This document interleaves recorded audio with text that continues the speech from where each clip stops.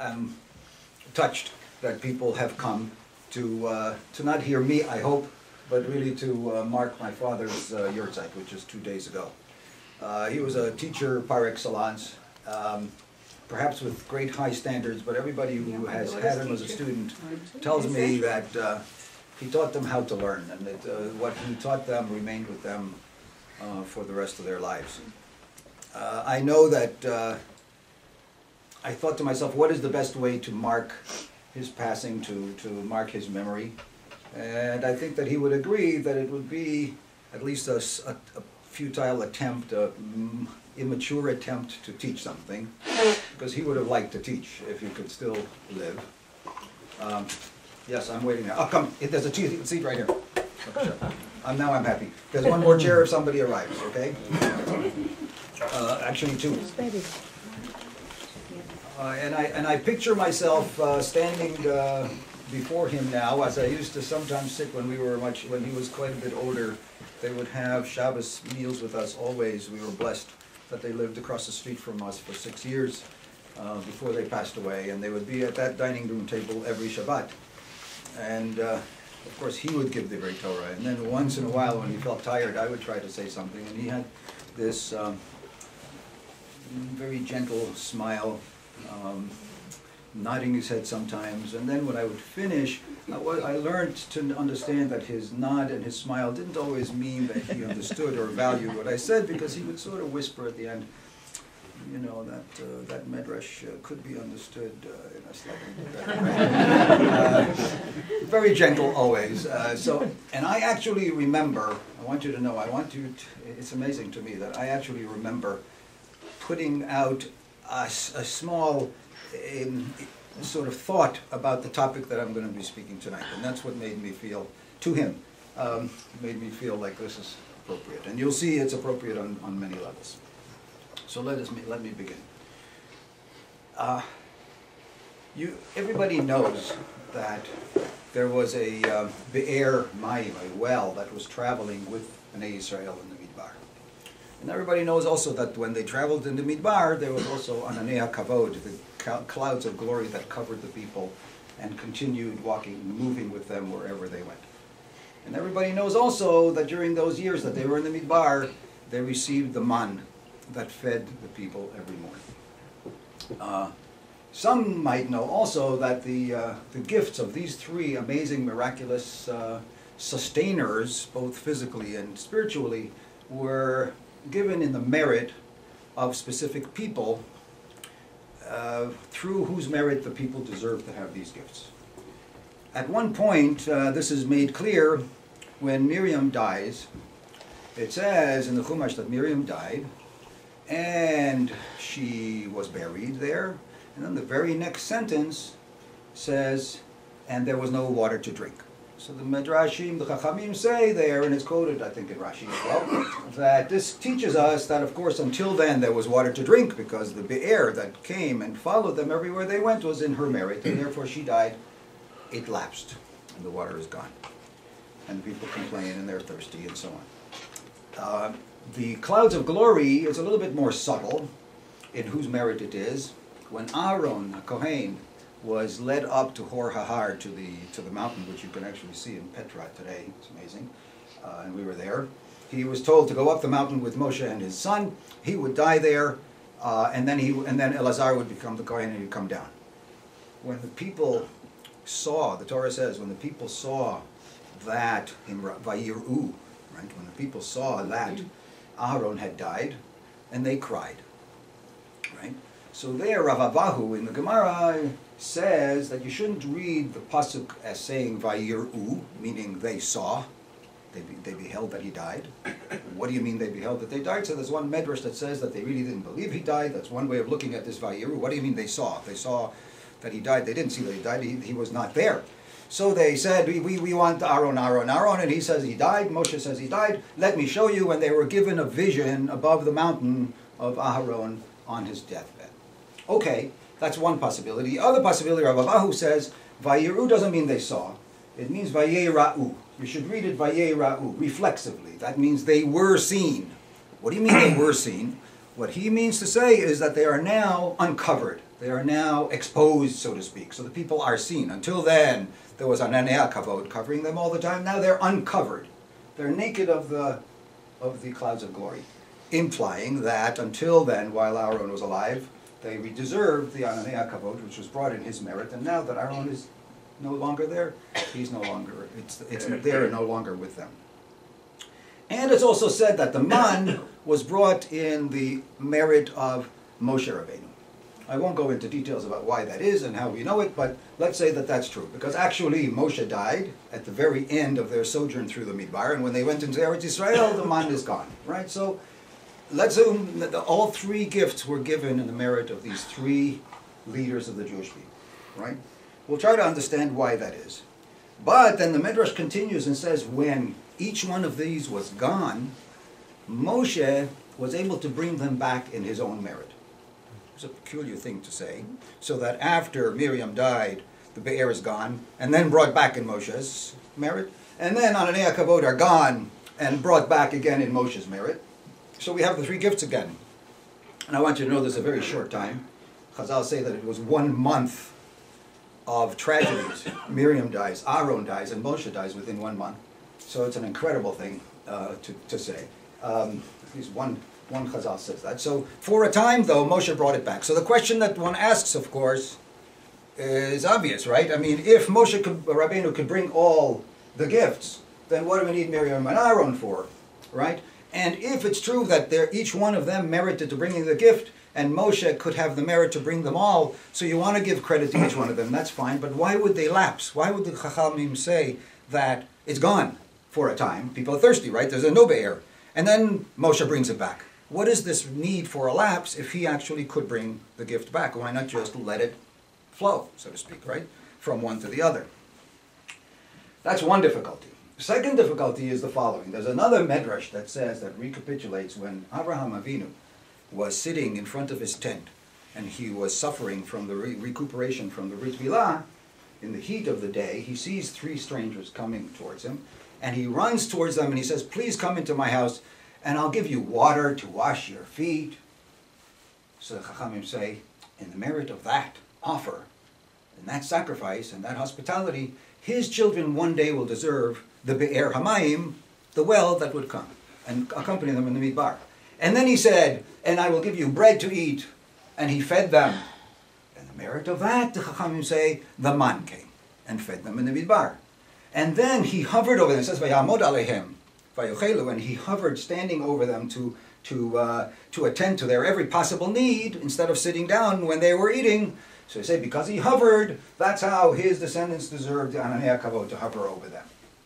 That's a very beautiful midrash, but now, of course, you ask another question, of course. If we have the merit of those 3 matanot in the merit of Abraham Avinu, what is going on with Miriam, Aaron, and Moshe? And why don't we give him the credit for that? Why do we give them credit for it? Complicated, right? So let me at least suggest a way of approaching this, and say that in every generation, the people, Am Yisrael, the world, enjoys certain gifts that are given as a result of specific attributes and qualities possessed by an individual, special individuals who live among them. This quality may become more widespread. The hope is that it will become more widespread as others learn to value and to emulate them in themselves. Now, Abraham Avinu, in fact, had the merits to deserve those 3 gifts. They are, so to speak, suspended and waiting for someone to learn about Abraham Avinu, right? And to say, I'm going to show the self-sacrifice in hospitality. I'm going to show unconditional love. I'm going to show patience and standing, hovering over people, right? And I'm going to try to incorporate those attributes so that the gifts can come. And obviously then we would say that these gifts are perpetuated through people who adopt and who internalize the qualities of the person who taught them, who deserved those gifts when he was alive. He's no longer there. They can only appear again if someone takes up the banner of that character and that quality. So in the generation of the Yetziat Mitzrayim, it happens that Miriam had some special quality that brought the Be'er Hamayim. Aharon had this special quality that brought down an Kavod that were waiting, so to speak. HaKadosh Baruch Hu saying, I'm ready to give it. Like, is there anybody here who's like Avraham Avinu, who represents this quality? And Anei Kavod come, and the man equally. What is it about Miriam? I wondered. This is what I once speculating with my father about, and it's speculation, but I think it kind of works if you think about it. Miriam, I want to say, is a woman of absolute optimism and positive thinking in the face of tragedy. Right? Think about Miriam and the stories that we know about her. In the time of the great slavery, when children were being thrown into the Nile and tossed into the cement to put up in buildings, tremendous agony. Her father wanted to separate from her mother, remember, and all the others in the country, in the nation, were going to follow suit. And she argued with him, listen, you know, there's going to be a future. There's going to be something that will redeem us. We will be free. And what you're doing now is making our people extinct, right? And no matter what they do to us, at least the world to come is waiting for these children, and so on and so on. So her argument carried the day, and he took his wife back, and everybody else did as well. In her honor, the perpetuation of the Jewish people is credited, right? And she encouraged the women who were the ones who encouraged their husbands who felt hopeless and depressed and beaten every single day to continue to procreate and maintain the Jewish people. People mocked her.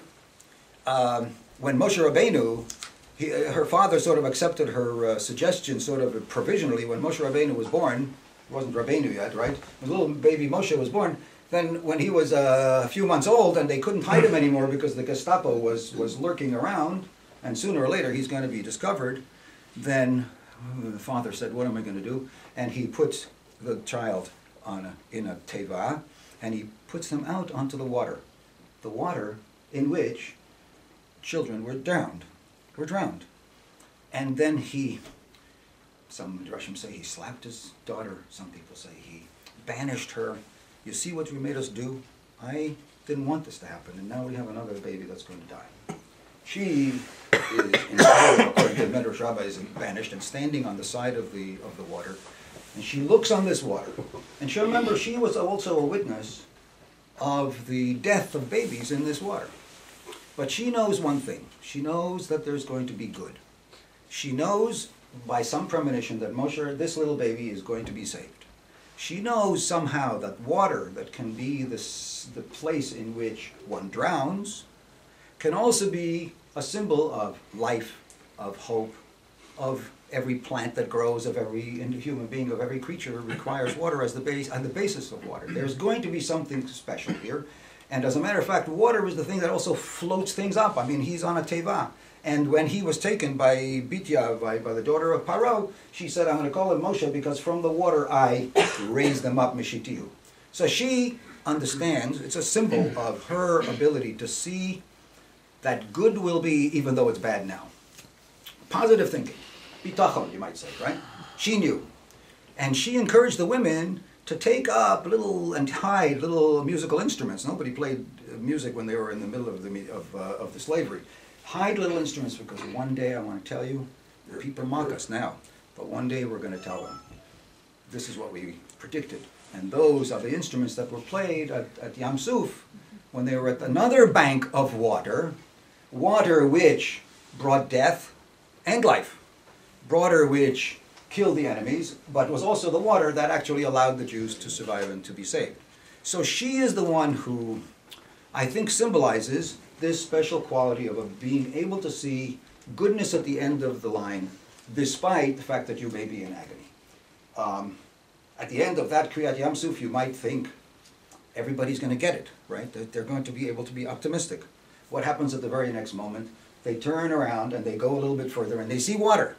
Oh, great, the water. But it's bitter. I can't drink. So what do? They go to Moshe and they say, why did you take us out of Mitzrayim to die here in this bitter water? What's going on? They didn't understand yet her quality of seeing water. Yeah, it could be sweetened. Maybe it'll be sweetened. We got to do something. But some kind of bitachon and confidence, they lost it. They lacked it. When they came to Har Sinai, Moshe goes up, and he's a little bit too late according to the calculation coming down. They panic immediately. What's going to happen? We're lost here. They have to have something else to replace him, and so on and so on. So the ego. They still don't get it. the maximum sign that people didn't quite get her ability to be optimistic and have bitachon in time of suffering is the time of the Meraglim. Here they are, Hashem says, okay, we're going to leave Har Sinai, we've been here for a year, it's time to go to Eretz Yisrael. So they send Meraglim to find a way to go and to tell us what the land is like. They come back and the people choose to hear dread and pessimism and death in the message of the Meraglim. Instead of, Miriam was standing there and said, I hear good things, right? And they're hearing the bad. They were then given a punishment that this generation will not live to see the land of Israel. Only their children will, right? They're going to die.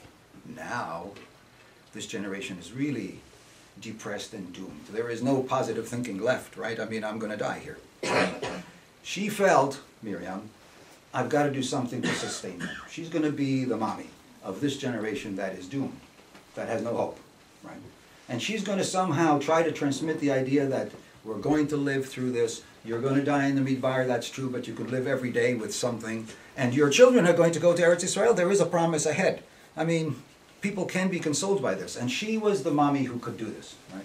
And her optimism in the symbol of this water that can cause both in this parched Midbar, right? And by the word, I thought to myself that the word Midbar, maybe our Hirsch says this, Midbar to me is maybe like two pieces, mi davar, right? It is bereft of all thing, right? Of all things. It is empty, it's flat, it's got nothing. You go one of these deserts and you feel like you're going to be there forever, right? Because there's no end to it, and there's no contour, and there's no interruption. It's bereft of all things. And she wanted to tell them that the Midbar is also something that you can read a different way. Mi davar. It was from this place that Hashem diber itanu, right? It's from this Midbar that Hashem chose to actually take us as His nation and to speak to us. So you got to listen and look at this Midbar in a different way, right? And she was able to then create this gift in her merit, that of the well that would continue to sustain them. And symbolically that would also mean that it continued to sustain their hope. In the middle of this parched earth, the well was a sign of hope, of life, right? Then comes the end. And if you look at the psukim, when she dies, it says that Vayavo kol kachal Hashem, this word kol, the people who came were all of the nation came to this place. And she died, and she was buried there. So the Chazal say, what do you mean by all the nation? So they explain that what we talk about the all is that at that point, the generation of the Midbar had died. There's no more death. The new generation that is now here is the all of the nation that is about to go forward into the promised land, right? I think to myself, here is the old woman. She's 6 years older, at least, if I'm not mistaken, than Moshe Rabbeinu. He's 120, right? Just about to die, and she's 126. She must be tired. She must have told herself, I can't die during the time of the 40 years with this doomed generation, because they don't have the optimism that I'm trying to pump them with all the time. Now I've done my job. I can heave a sigh of relief. The generation that is now here is the tougher generation. The ones who were born in the Midbar, they never had the fear of the Meraglim, they never had the slave mentality. They're going to be moving forward, and they will deserve to have optimism on their own right, because they're going to Eretz Yisrael. They know, they've been promised. I can let myself go. And it's sort of like a person who is on his death, could meet death any time, that sustained their life just by force of will, that she finally lets herself go, and she can die now. And she does. What happens? What happens? The Chachamim say that when it says she died there and she was buried there, there's something funny. The Chachamim listen to the silence from the people and they say, there's something wrong here. They did not value her enough to even cry for her, notice that she was gone, take into account what it is that she brought them. I mean, mommy died and it says she died and she was buried. Period, right? And it says immediately after that, and there was no water to drink, right? They did not understand what it was that she represented and what she had given them, and so the well was not returned in their own merit, but actually was gone. And then we'll wait another moment and see are they going to be able to perhaps remember her encouragement and her hope when there is no water? So when there is no water, what do? They gang up on Moshe Rabbeinu and they say, why did you take us out of Mitzrayim to die here, we and our cattle, and we should have stayed back there, and there's no water to drink, right? Clearly, right, they lost the message of their mommy, Miriam, and so the well didn't return. And they're without a well. Because the well was waiting for somebody to take up the torch, to take up the banner of the bitachon that she had represented, and they don't have it. Even this new generation that was promised, it's about, you're about to go to Eretz Israel, they lost that, right? Now we talk about Aaron, if you want to think about his gift, and why it's related to Nanei HaKavod. Aaron HaKohen was in Mitzrayim, never left it like Moshe Rabbeinu did when he ran away after killing the Mitzri. And the Chachamim say that he was a prophet. All the time he was familiar with God. God spoke to him in Mitzrayim. Probably very often. Who knows for how long. We know this because if you notice the way the Torah discusses the introduction of Hakadosh Baruch Hu to Moshe Rabbeinu, pretty amazing, you know, fanfare. You got to have some fireworks, so to speak, right? I mean, real fireworks. The burning bush, the sneh, bo'er ba'esh, it has to attract him, and then Hashem has to say to him, I am God. You know, I mean, he obviously didn't have nevuah until that moment. When Moshe argues back and forth, I shouldn't be the one to go, I shouldn't be the one to go, Hashem says to him, I know Aaron, he's going to be happy that you will be the boss and he will follow your guide. If you want to know how it actually takes place, the Torah says, Vayomer Hashem la'Aaron, Leichel achicha hunehu ba, something like that, right? There's no fireworks, and there's no introduction with anything very dramatic. He speaks to Aaron and tells him to go. Yeah, you know me from way back, right? So I'm telling you now to go, right? So the Chazal figure that Aaron was really a Navi in Mitzrayim. What does it mean to be a Navi in Mitzrayim? We don't have any content to the Nevuah, right? But the Nevuah, it seems to me, is like this. Aaron is sitting there among the people who are crying, beaten, arrested, dying, losing their children, right? And he has Nevuah. He could tolerate, he could be patient, he could understand and feel God's presence in the here and now, despite all suffering. Right? And it goes on for years and years and years. Who knows how long, right? Right? Moshe Rabbeinu left when he was pretty young, and he comes back when he's 80 years old to Mitzrayim. So in that time, who's the leader? Aaron is the leader, and he walks around and he says, what's the name of the psychological movement about in the moment?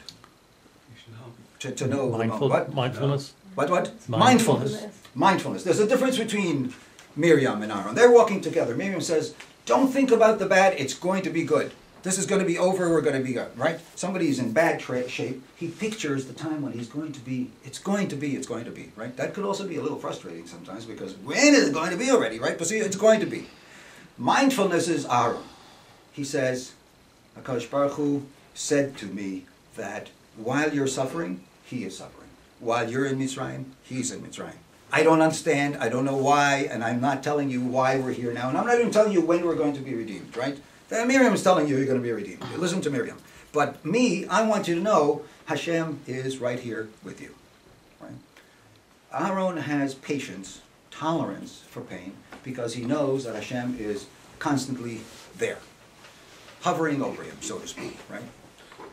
This ever-presence of the Kadosh Baruch Hu, despite everything, makes him, he is patient. As a matter of fact, some people might say, but maybe he was too patient. If he had the audacity of Moshe Rabbeinu and said to Hashem, how could you go on like this, right, and make some complaints, maybe he would have moved things. I don't know, right, through his tefillah. But he's Makabel, so to speak, right?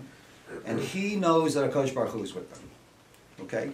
And therefore, the ever-presence of the Kadosh Baruch Hu among the people is the property, the awareness of Aaron.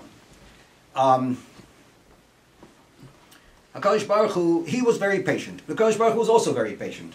Remember, Aaron was a man also of great tolerance for people too. He didn't judge people, to the point sometimes in the extreme, right? I mean, you know the stories about how he brought peace between people, and when people criticized and so on and so on, he says, you know, who am I? Why should you criticize me? I don't really count for anything. He never harshly criticized the people. As a matter of fact, even to the extreme at the Egel Aveira, he could have blind-basted them, right? But he understood where their mind was at this time, that if he would lambaste them, they would kill him. And then what would happen to my people, right? To that degree that he was actually able to allow himself to participate in the building of this Chet HaEgel, which is an amazing thing to say, right? So he is among the people despite all of their failings, and he'll accept them under no conditions. Kadosh Baruch Hu also does that. Kadosh Baruch Hu promised that he will be with the Jewish people no matter what, no matter what, no matter what. Bad, good, indifferent, he might punish them, but he will always be with them. Hovering over them in the form of the Ananei Kavod. The Mishkan, which is the symbol of the ever-presence, indwelling of the Kadosh Baruch Hu among the people, is the place which is now it's appropriate to imagine, therefore, that the Kohen Gadol, when once a year he has to go into the Beit HaMikdash, into the Mishkan, and ask for forgiveness for his people, so that Hashem should be tolerant of them, it's appropriate that he should be the one chosen to do that. He should be also the one who purifies the Mishkan once a year on Yom Kippur, which the Torah says dwells among them despite all of their impurities. Shochein itam b'chol tumotam, right? Aaron can do that with the people, and it's appropriate that he should be the one who encourages and prays for HaKadosh Baruch Hu to have the same attribute. When the people were fighting at the time of Korach and wanted, because of their ego, leadership for themselves, there was a great plague among them, right? What does Aaron do? He takes the machta of Ktoret. Ktoret makes smoke, right? And I like to say almost like he says to them, listen, you guys were fighting for your egos. You saw things in only one way, your way, right? Your way. You didn't see anything in the way that is really the true ways to look at things. I want you to look at this smoke, let this smoke envelop you, and realize that you don't really see. That what you see is not what you really should see. The machta and the Ktoret and the anan is kind of a parallel of the anan below is like the anan above, in which the Kadosh Baruch Hu hovers over the people and hides even their own iniquities from his own gaze. And we'll see later on when they're exposed, what's so horrifying about being exposed without the Ananei Kavod? So to speak, the Kadosh Baruch Hu and everybody else in the world now could look at the people without the Ananei Kavod. It's not just protection from danger, it's actually being exposed. I don't want to be exposed. I wish there's an Ananei Kavod upon me right now so that I don't have to be exposed in terms of all of my qualities and all of my traits, which require so much improvement. So, he, Aaron, is the man who can bring the Ananei Kavod to the people.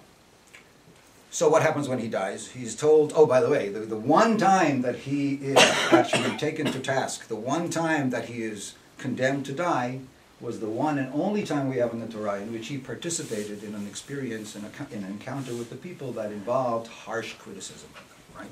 When they wanted water and they were thirsty, right? After, this is the same parak, after Miriam died, so when they complained, the one we just talked about, that generation, the new generation, right? Complained, so Moshe gets a directive about how he should bring out water, and they go to, and it says, Aaron and Moshe go to the people, and he, whoever he, probably Moshe, I suppose, said to the people, Shimuna Amorim, listen, you rebels. I mean, it's there's one Mepharsh who says that the sin that he was therefore punished was that he came and showed anger when the Kadosh Baruch Hu was not angry. That he criticized them when the Kadosh Baruch Hu was not ready to criticize them. And through that, Lo Kidashtem et Shmi, Yan, right? Laktisheni, Behemantem bi Laktisheni, you did not sanctify me among the people because you came across in such an angry fashion. They thought that you were transmitting God's anger. Right? And I was never angry. In his communication with Moshe, it doesn't say that Hashem was angry when they were thirsty. People need water. Right?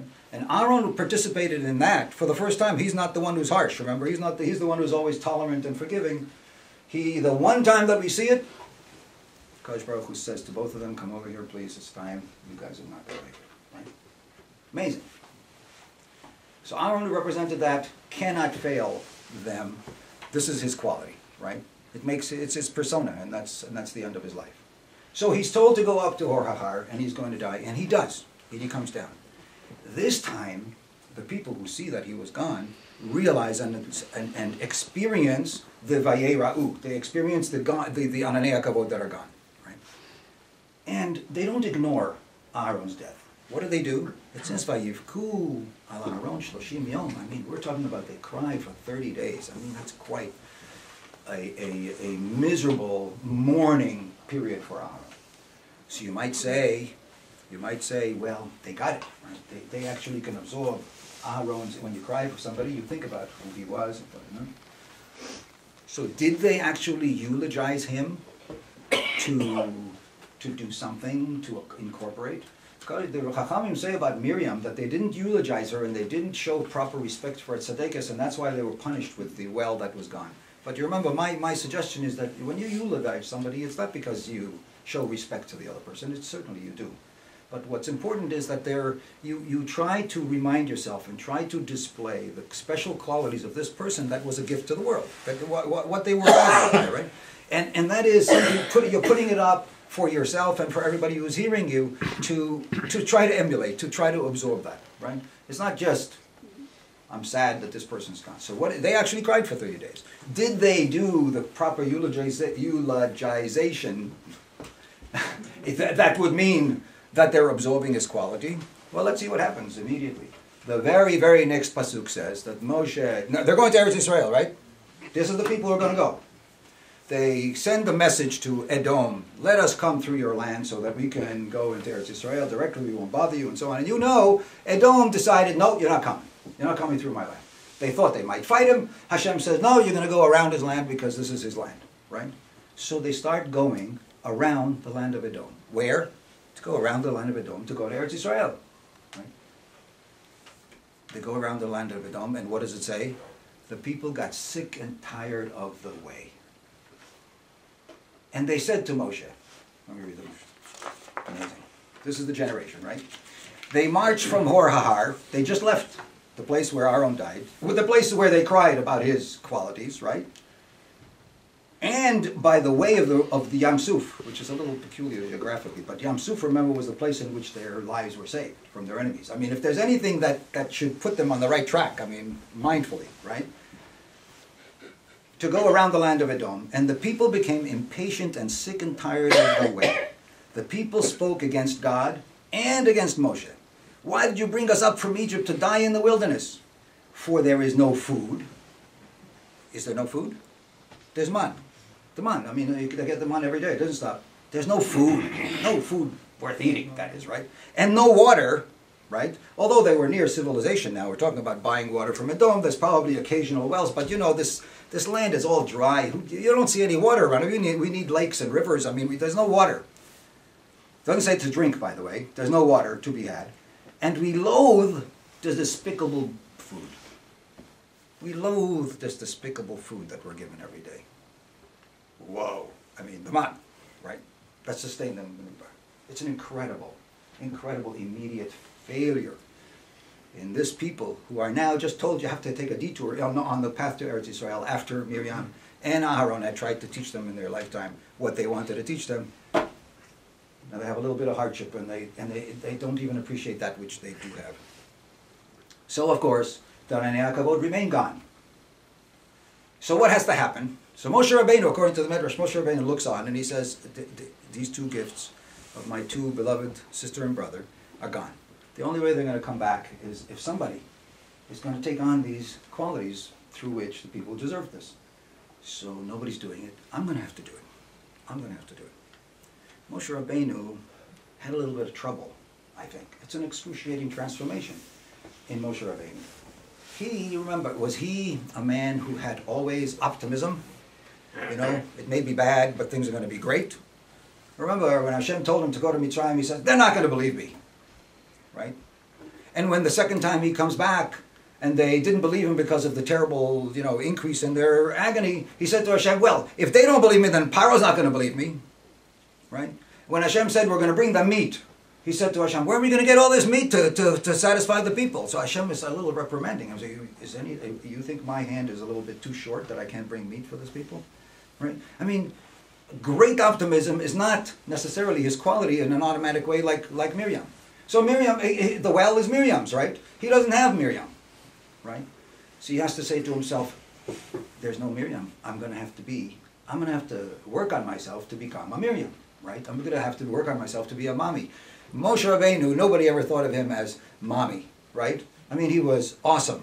He was the teacher. He was the melech. He was the guide. He was, right? And if he sees Aaron is missing, right? Aaron is the tolerant one despite all suffering.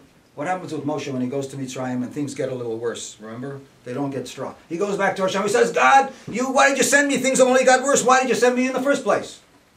You wouldn't have thought that Aaron would speak such a way. Right? I mean, we're talking about midos of certain kind of, and of course, perhaps that's necessary. Perhaps Moshe Rabbeinu fights with the Kadosh Baruch Hu tooth and nail. I mean, and through that we're here today, right? But you have to understand that the quality, anyway, of total tolerance in the here and now, and I don't care what's going to happen tomorrow because God is with me, is not the display of Moshe Rabbeinu's midos, right?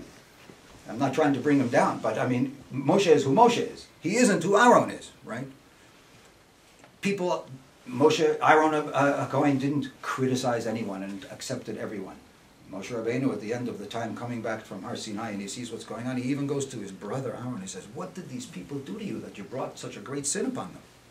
Right? I mean, he doesn't mince any words. And the people who had sinned, he calls in the Levium and he kills them left and right until he destroys the people who actually perpetrated the thing. Aaron is not Aaron, right? This is not Aaron. This is Moshe. So he has to do this excruciating transformation of himself to become not only Moshe, but Moshe, Miriam, and Aaron. And that's why there was this lapse, you understand. The Be'er and the Ananei HaKavod came because of the particular people that brought these gifts. They came after Avraham Avinu made them deserving in his own right, but he needed someone among his children in the many generations to learn them. And someone did. And when they did, they hoped that their generation would be able to emulate them and bring them and perpetuate them when they were gone. And they misunderstood the possibilities of these people. And Moshe Rabbeinu then understands, it's got to be me. It's got to be me. And he works very hard on himself, and he actually brings, according to this Midrash, brings those gifts back. The Be'er returns for a short time until they come to the land of Israel. And the Ananei Kavod as well, until they come to the land of Israel. So every generation realizes the gifts of the previous generation, should, and must incorporate, right? Must absorb. Now, I want to just share with you, how am I doing? Is it just about 15 minutes so far, right? I want to share with you, even shorter than that. But I can't let go. I was going to stop right there, but I can't let go. There's one other idea about transferring gifts, and it fits in, you'll see in a moment. Aaron dies. So what's the process of Aaron's death and Eleazar, his son, becoming the Kohen Gadol? Hashem says to Moshe, take Aaron up the mountain and his son Eleazar.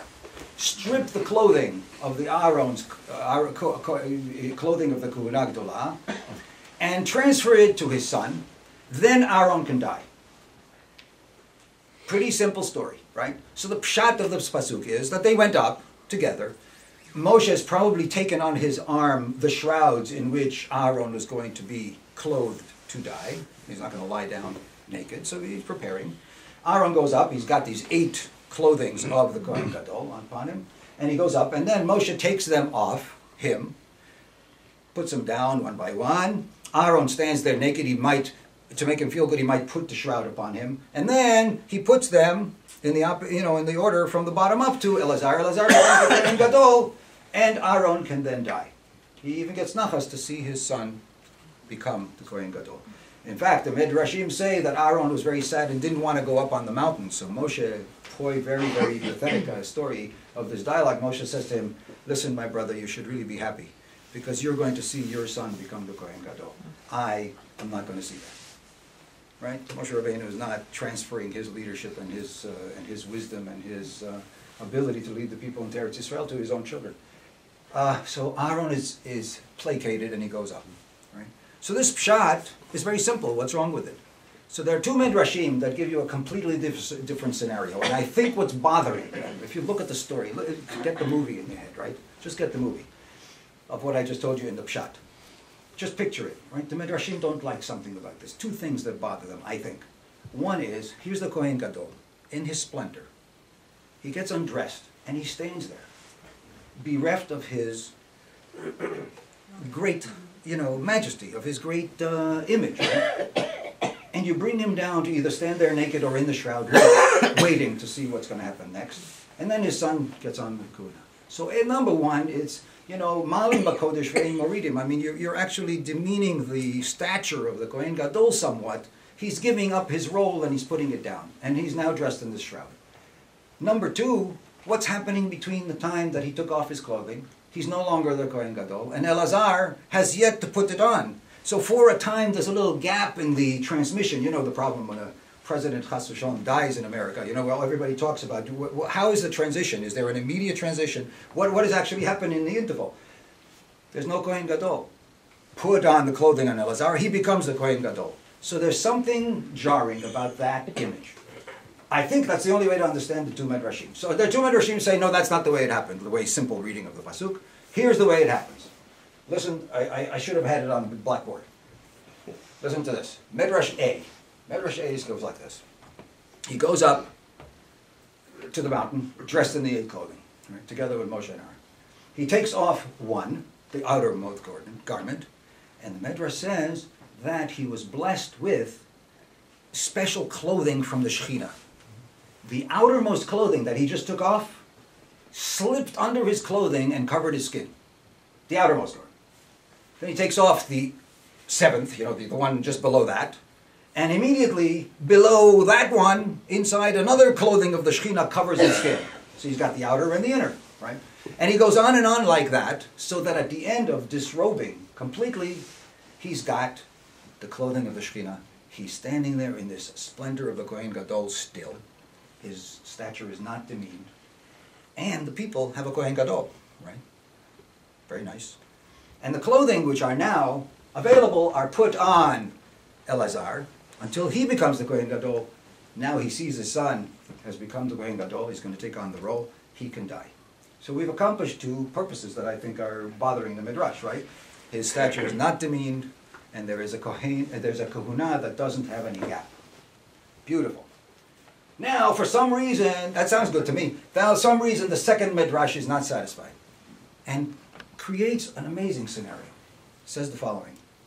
In the morning, Aharon gets up, and he does not put on immediately his kahuna gdolah clothing. What happens is that there's a miracle. He is dressed in the Shekhinah's clothing on him. And he does the service in the Mishkan with the Shekhinah's clothing upon him. Right? This glowing, amazing, miraculous clothing. Then it's time to go up to the mountain to die. So he puts on his regular clothing that he has, the material, the physical clothing, but he puts them on upside down, in the reverse order. He puts on the outer garment first, on top of the Bigdei Kehuna of the Shekhinah, right? And then he puts on the seventh, and the sixth, and the fifth, and the fourth, so that he's got his underwear on the outside. Wow. Right? You say to yourself, whoa, what's the Midrash trying? And then they go up. Then they go up to the mountain. And what happens is that Moshe takes the outermost undergarments and puts them directly onto his son. And the second, and the third, and the fourth, so that he's now fully dressed. Aaron is still dressed in his Bigdei Kehuna Gdolah, that his stature is maintained. There is no gap between the two Kehunot. I mean, we've accomplished the same two things. So the second Midrash. So the question obviously you have to ask yourself is why? I mean, the first Midrash took care of most things, it seemed. Why is the second Midrash interested in this amazing scenario? I mean, people could have laughed when he was going up with this underwear on the outside. I mean, it seems strange. You might want to say that it wasn't so much of a chayzik that they did it when they got it up to the top of the mountain. I don't know, but what's the idea? What is the point? Which one do you prefer? If you look at the story, which one do you prefer? Midrash A, with his clothing being replaced by Shekhinah clothing on the inside as he takes them off, or the one where he has them in the first place and then he puts them on his clothing upside down. Most people say the upside down thing, that sounds like incredibly fantastic. And I want to tell you that I think, any ideas? Why? Which is better? I mean, it's kind of a jar. You have to sort of like focus on the mechanics of this thing to try to suggest I thought about this. There was a Shabbos about a year ago when it was in the Parsha of Or Hahar. Somebody told me, I'd like you to give a Dar Torah on Shalosh Shabbos. I had nothing prepared. So I sat all afternoon thinking about this thing, and it was like a nut that I couldn't crack. Finally, I think maybe this might be an approach. What do the people need? The people need to feel that Aaron, whom they loved and who loved them, is still there. And they cried for 30 days when we don't believe Aaron was even gone. Right? So if you wanted a son to become the substitute for his father, right? Then you would like B, wouldn't you? You would like B, because here's the father seeing his clothing directly passing from him to the son. Underwear, and then the second and the third, and he watches his son become himself. And when he goes back down to the people, this is the self. Aaron died, but Aaron lives on in his son, and he's serving you. There's something very beautiful about that. And Aaron could feel, I'm leaving this world, but I'm leaving myself behind. In the persona of my son has taken on my persona. That's the way I see this transfer from the underwear to the top. There's no gap between the clothing. He doesn't have to put his clothing down, right? He's going directly from him to him. There's a direct transference. Father's, I'm giving myself to you, right? That's one way of thinking about transmission from father to son, from generation to generation. The second Midrash, B, is not satisfied. I'm sorry, A. A is not satisfied. That's B. B is father to son. And the son becomes the father. Can the son ever become the father? I think that A, the first one, says it's different. It's really different. What happens is Aaron grew up in Mitzrayim. Aaron is who he is through an amazing struggle of many, many years. He lived through the slavery. He knew how to see God even in the midst of suffering, right? He knew the people were such slaves that he ministered to them while they were in agony. And during the Midbar, while they were failing, he knew how to solicit to them and to be patient with them and not to criticize them. Nebuch, these people, they're just trying to get somewhere, right? That's Aaron. And that's the Kahuna Gedola that was required for the Dor HaMidbar. Now, I'm supposed to do this and this. Now, what's going to happen? Wait. This is the generation. Don't talk until you and press twice. This is the generation that is going into Mitzrayim. They did not into Eretz Yisrael. They were not slaves. What do they have to do now? They have to be different from their parents. They have to be courageous. They have to fight. They have to know how to move forward. They have to be confident. They're not slaves. The Rambam says that the whole idea of having them in the Midbar this entire generation was because this was a Spartan way of life that would create a people that were different from the ones that were in Mitzrayim. Do we want an Aharon who's going to be identical to the Aharon who ministered to them and says, yes, mein Kind, all the time? Or do we need a Kohen Gadol who's going to create the Kahuna Gedolah in a different image? Elazar did not grow up in Mitzrayim. Right? Eliezri is a man who saw the tragedies and the failings of the people, and he's now part of this new generation. We want a Kohen Gadol who's going to minister as a Kohen Gadol, but we want a Kohen Gadol who's going to take up the Kahuna and transform it into something in his own image, and in the image of the people that requires this Kahuna Gedolah. And that's the way it's going to be every generation from now on. And so the clothing comes off Aaron, and he puts it on the rock, puts it on the ground. And another one comes off. And another one comes off, and it's on the ground. Aaron is not transmuted into his son immediately without a gap, right? We have maintained his stature because he has the Kahuna Gedolah of the Shekhinah upon him. And there's still a Kohen Gadol for the people while Aaron is standing alive, right? But now what's going to happen is Moshe is going to say to Elazar, okay, here, you see, this is the piece of clothing. Take it up, right? Put it on, right? Put it on, meaning don it. You're actually now taking on this role. It came from your father. You listened to his stories and you respected him and you love him, right? But I want you to know Elazar is Elazar. He's not Aharon, right? Take it on and put it on step by step until you discover the Kahuna Gedolah that you can be. I think that's what A wants to do. B is an amazing nachas of the father who sees his son's face. It looks exactly like him, right? In fact, that's what we say about some of the avos, right? Zivu kunim, right? I mean, but that's not what's supposed to happen according to Medrash A. So now, at 18 minutes into the talk, I could say in summation, that we all live after Knisah Eretz Yisrael. There's no longer any miraculous manifestations of gifts that are coming in the merit of whoever among us. Right? And the Ramban says that the whole experience of the Midbar and all the miracles that happened were a training ground for the rest of us who are supposed to be more sophisticated than that, who are supposed to see the Kadosh Baruch Hu miraculously giving us gifts all the time. But we do have gifts. We do have gifts. who knows in what gifts do we merit to have Eretz Israel today? Who knows in what gifts we have merit to have friends like we do, sitting in this room? Do we have a community? Do we have a world in which people are learning more Torah than anybody has ever remembered, probably in all of history? Those are gifts. And they come to us not just for free.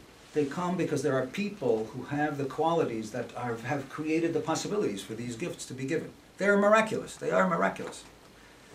And when somebody is gone, you know, my father was, he was a gentle soul, and I always saw him as the most gentle, non-judgmental person, and then people who were sitting in this room who are his students say, oh, well, we were in awe of him. But he had great expectations, but I never heard him shout. I don't know if he knew how to raise his voice. Did he ever raise his voice in class? Did he shout? Do you remember any shouting? I mean, I don't. But yet people stood in front of him. He had qualities. He's a super teacher. He was a gentle person. He was a patient person. He somehow knew how to live through the fear and the suffering of getting out of Warsaw during the siege and coming to Eretz Israel, and living through the impending doom of Eretz Israel in 1948 and so on.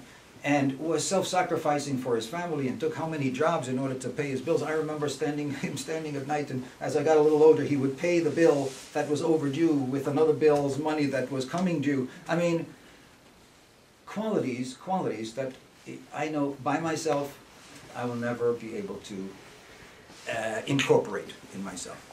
But I realize that many of his gifts are now missing. The world has got a hole in it, right? There's a Kerai in the universe. Whenever anybody dies. I'm standing at a stenda here that I feel honored to do because Uncle Willie built this thing, right? Uncle Willie's not here. Uncle Willie was the most beloved and loving person in the community. I mean, he was humble and great love, the sweetest person in the world.